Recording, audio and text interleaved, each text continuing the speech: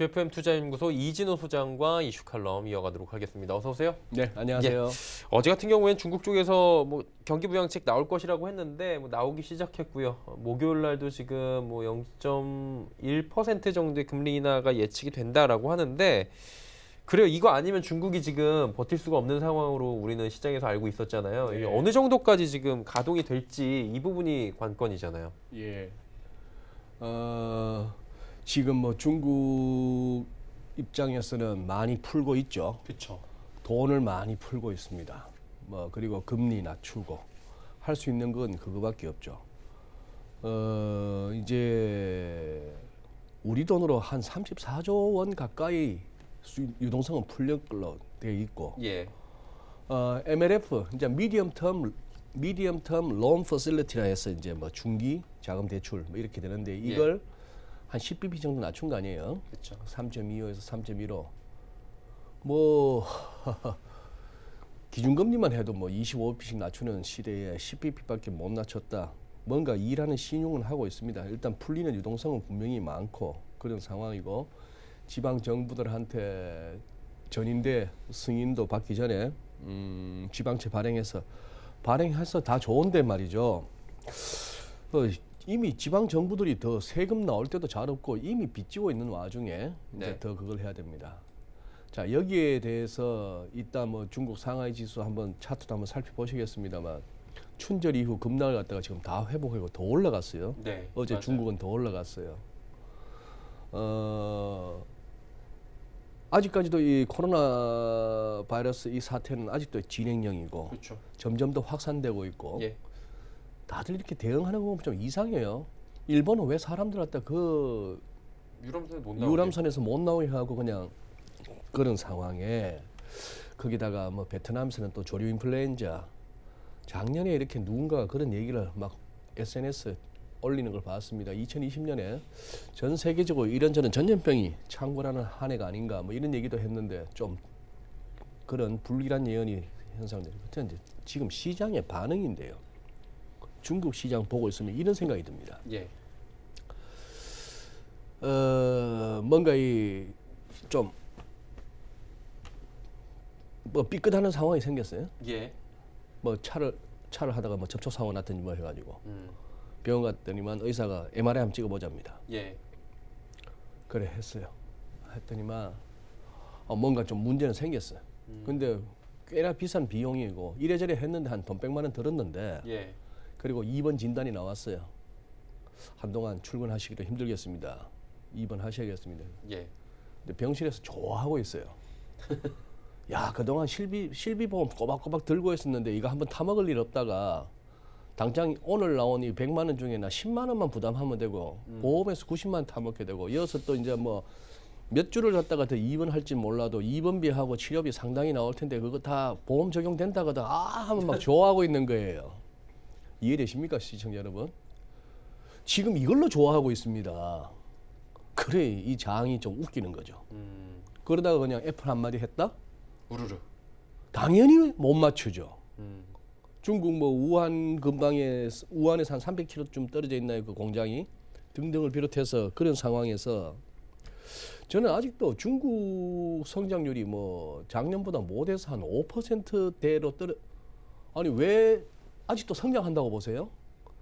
지금 벌써 1, 2월 갖다 이런 식으로 보내고 3, 4월도 어떻게 될지 모르는 와중에 어떻게 마이너스 성장을 생각을 못하는 겁니까? 다 멈추선 상태에서 이 와중에도 어떻게 그 와중에 5%대의 성장을 뭐 6% 밑으로 내려와서 5%대, 4%대 좀 굉장히 뭔가 시장이 이 작금의 상황 하에서 상황 판단에 있어서 뭔가 조금 저는 납득이 안 가는 게 사실입니다.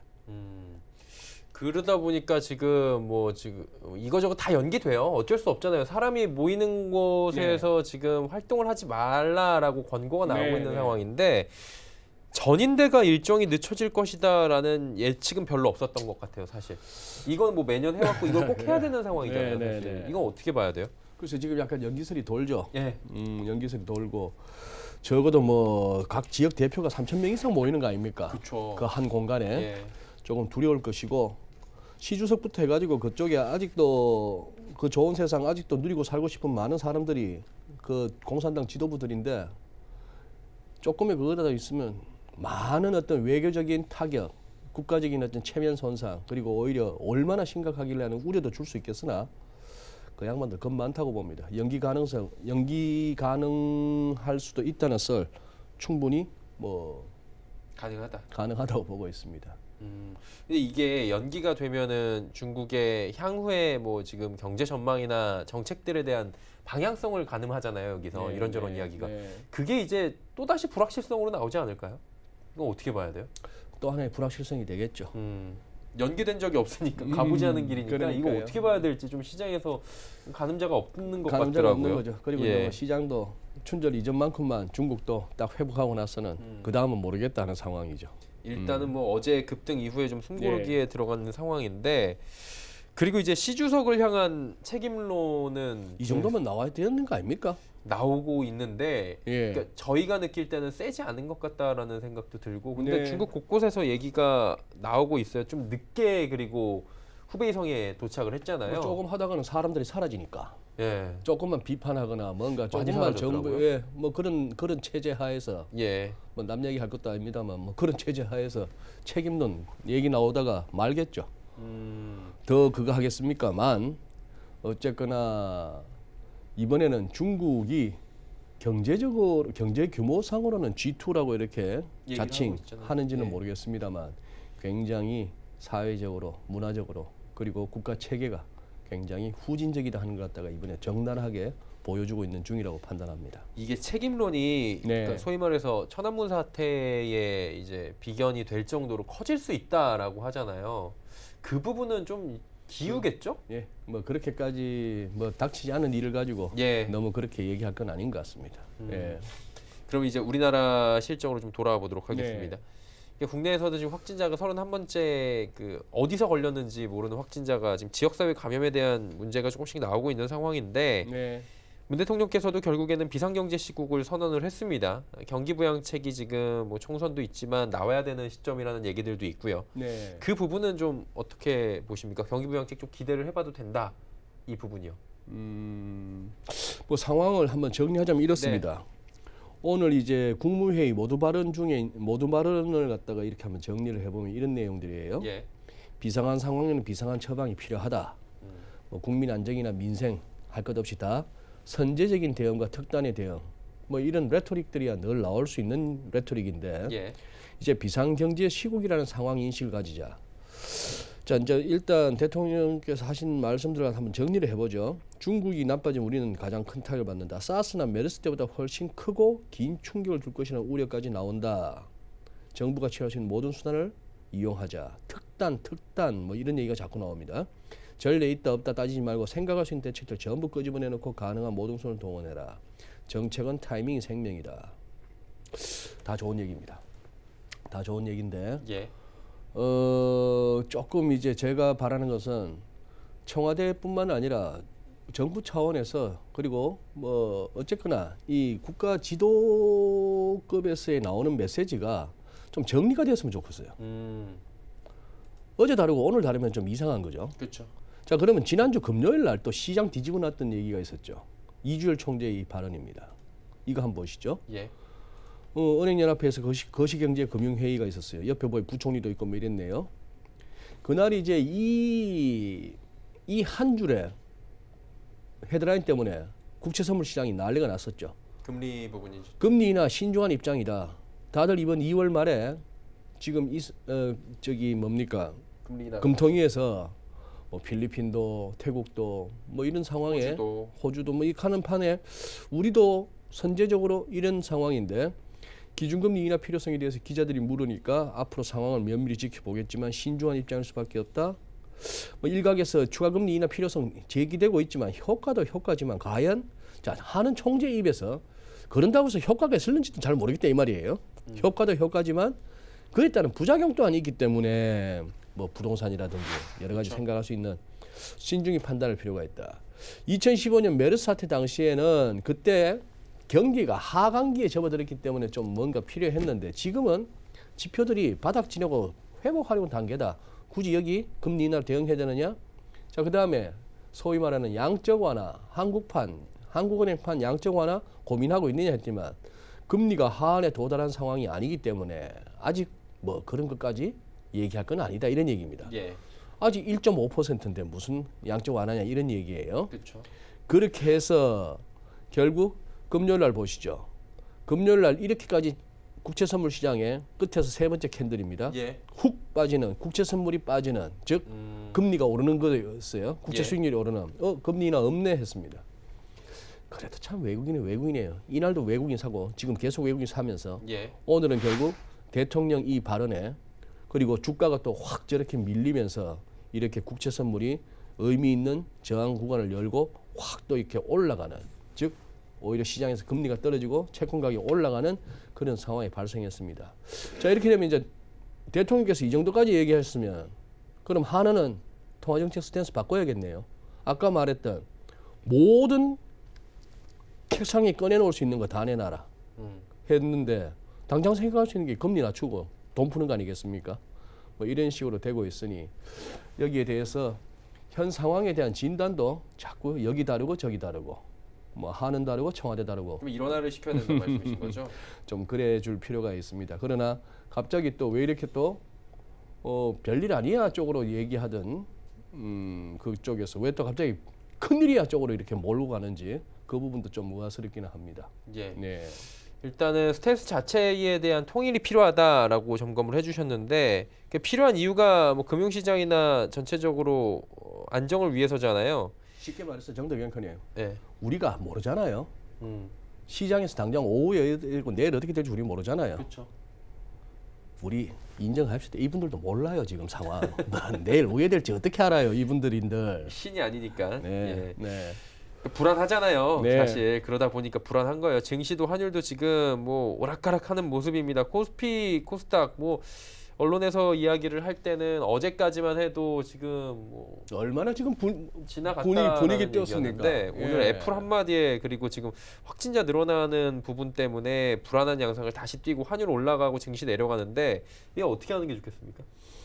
이번에 이 사태를 이렇게 지나오면서 시장 반응을 보면서 제가 놀랐던 것은 어쩜 이렇게 낙관적일 수 있는가 하는 그런 생각을 해봤고요. 예. 상황 전혀 달라진 거 없고 아직까지 어떻게 전개될 것인가에 대한 불확실성도 제거되지 않은 상태에서 예. 시장이 내다보고 있는 거는 그 다음까지 상황 끝나고 나면은 경기는 돌아설 거고 가보지도 못한 거기에 대해서 V자형 반등이 나올 것이고 거기다가 뭐 모건 스탠리, JP 모건 할 것 없이 지금 펌프질 막 하고 있습니다. 예. 그다음에 테슬라 외에 전기차 관련주 막 사라 하면서 우리 딱 하면 우리나라에서 나올 수 있는 종목들 있잖아요. 뭐 예. LG와 SDI 무슨 뭐 일진 이런 것들이 주르륵 그런 애들이 모건 스탠리나 JP 모건 같은 친구들이 월가애들까지도 보고서에 언급을 해가면서 펌프질을 하고 있어요. 자 오늘 제가 여기서 드리고 싶었던 시청자 여러분께 드리고 싶었던 말씀은 놓칠 수도 있습니다. 큰 장이 설 수도 있는데 세상이 바뀌었을 수도 있고요. 주식이 위험자산이 아니고 안전자산으로 됐을지도 모르겠습니다. 많은 유튜브들이 요즘 강조하듯이 세상 바뀌었어요. 옛날 캐캐묵은 무슨 그런 얘기하는 경기가 뭐 사이클이 있고 순환이 있고 호황이 있으면 불황이 있고 이런 거 따지는 사람 아직도 꿀뚝 여기서 못 벗어난 사람들 얘기 듣지 마세요. 세상은 5G, 6G로 가고 있어요. 다 좋은데 자 이거 한번 보시죠. 세상이 어떻게 바뀌었는가 하면은 S&P 500의 월간 차트에 이렇게 해서 큰 파동만 하더라도 하나, 둘, 세 개. 엘리어트 파동에서 말하는 1파, 2파, 3파, 4파, 5파, 1, 3, 5파가 다 나왔다 싶을 정도까지 왔고 지난 1월 달에는 엄청나게 긴 윗꼬리가 달렸으면은 예. 그리고 이 정도의 극단적인 과매수에 이렇게 쉬지 않고 올라왔으면 빠져주는 게 예의죠. 우리가 익숙한 시장의 속성인데 그렇죠. 이걸 다 잡아먹는 지난달에 그 음봉 높이를 다 잡아먹는 양봉이 나오고 있는 이 시장에서 이제 저 같은 사람은 캐캐묵은 논리를 들이대는 사람이 되는 거죠. 테슬라 주가도 이렇게 윗꼬리가 이렇게 달렸더라면은 그 다음에는 하락이 맞는데 아직도 버티는 모습입니다. 그러게요. 자, 애플은 이렇게 날아가고 있습니다. 죄송합니다. 주간 차트 아니고 월간 차트입니다. 죄송합니다. 예. 월간 차트가 이렇게 날아가고 있어요. 와. 이러는 와중에도 지난 주말에 들리는 얘기는 미국에서 들리는 얘기는 뭐 정확하게 내용은 잘 모르겠는데 어쨌거나 개인들이 주식 투자하면 세금에서 혜택 주겠다는 그런 뉴스가 들립니다. 진짜 트럼프 대통령은 저기만 정조준하는 것 같아요. 제가 왜 이렇게 전달하는 게 내용이 불분명하죠? 그쪽 발표가 불분명합니다.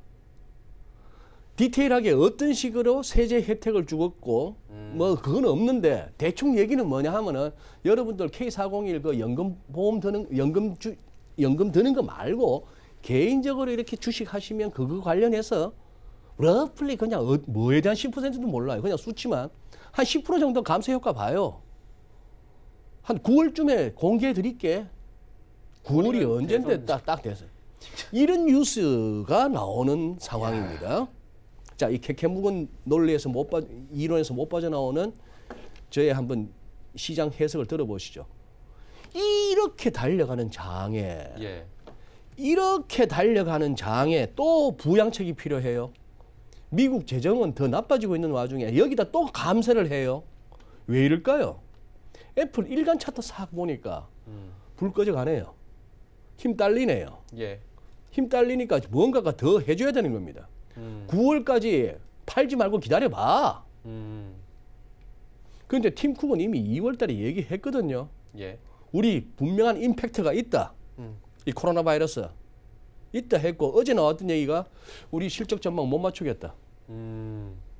시장에서 거래량 쭉쭉 빠지는 거 보세요. 이런 상황이었던 겁니다. 자, 상하이 지수 보세요. 춘절 연휴 끝에 8점 몇 프로에서 쿵 하고 나서 그게 다였습니다. 쫙쫙쫙쫙 올라와요. 쫙쫙쫙쫙 해서 다 회복했습니다. 저게 가능하네요. 아무 중국 경제에 아무 문제 없었고 중국 기업들의 실적에 아무 문제 없고 그러면 그 논리 중국 시장 열어야 되잖아. 시장 열어야 되니까 요새 위안화도 강세되는 거 봐. 전 세계에서 막 중국 장 열리니까 월가에 난다 긴다 하는 애들 이 친구들 중국 들어가면은 땅 짓고 헤엄치기야. 물방 고기 반이야.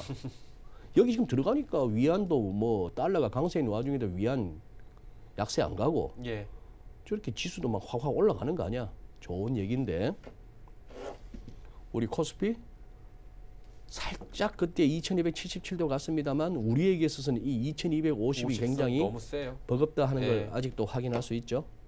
그런 상황이고 환율 바깥에 지금 달러 인덱스는 99를 갖다 올라선 와중에 유로 달러 환율은 1.08대까지 1.11, 1.12에서 놀던 유로 달러가 1.08대까지 와 있는 와중에 우리는 아직 이러고 있는 중입니다.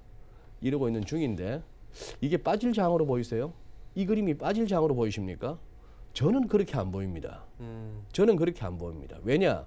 빠질 놈이었으면 이렇게 헤드앤숄더 나오고 나서 이때 그냥 깨고 내려갔었어야 돼요. 그렇죠. 1150원 이때 깨고 내려갔어야 되는데 이때 안 내려간다는 것은 우리 시장에 있어서 우리 서울 외환시장에서 1150원이 얼마나 중요한 걸 갖다 두 번, 세 번 확인한 셈이고 지금은 위안화가 주춤주춤거려주고 있고 시장이 워낙에 왜 이러지 싶을 정도로 강하다 보니까 눌렸을 뿐이지 이 선이 곧 열릴 것 같습니다.